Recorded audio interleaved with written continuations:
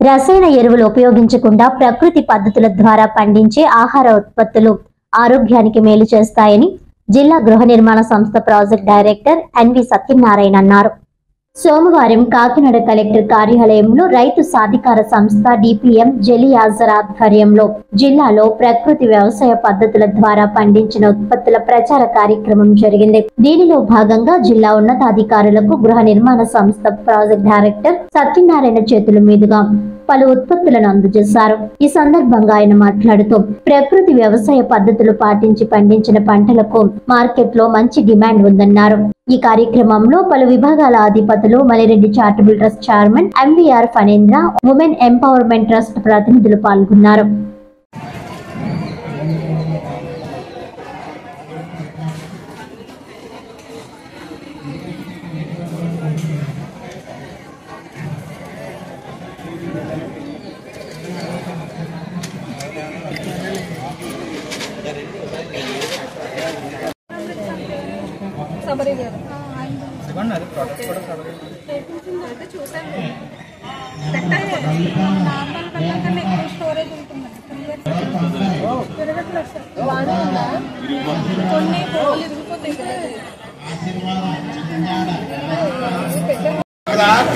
చెప్తానండి, ఇది మన ప్రాంతంలో నల్ల బియ్యం పండిస్తారు కదా, డైరెక్ట్ నల్ల బియ్యం పండిస్తారు.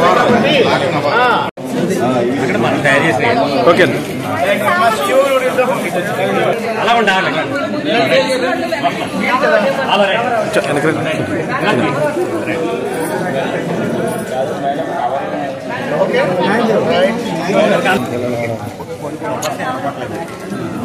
ఓకేనా?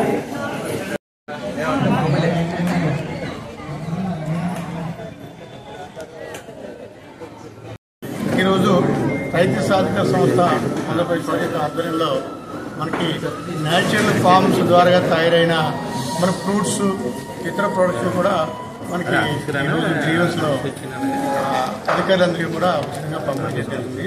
ఇది రైతు యొక్క సాధికారత ద్వారా న్యాచురల్ ఫార్మింగ్ చేయడం వల్ల ఆరోగ్యం బాగుంటుంది. మెయిన్ తద్వారా మన రైతు యొక్క ప్రకృతి సేద్యాన్ని ప్రోత్సహించినట్టు విధంగా ఉంటుందని భావంతో ఈ కార్యక్రమం ఏర్పాటు చేశాం.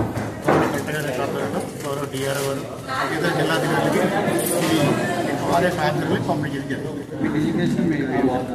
పీడీ హౌసింగ్ అండి కాకినాడ.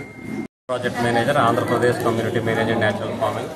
మరి ఈ జిల్లాలో ప్రకృతి వ్యవసాయం మరి వరి, ఉద్యాన పంటల్లో బాగా చేస్తున్నారు. దీని గురించి ప్రతి అధికారికి తెలియాలి. ప్రతి ఒక్కరు కూడా ఆరోగ్యకరమైన ఆహారాన్ని తినాలనే ఉద్దేశంతో మరి ఇది ఒక చిన్న పంపిణీ కార్యక్రమం చేపట్టడం జరిగింది.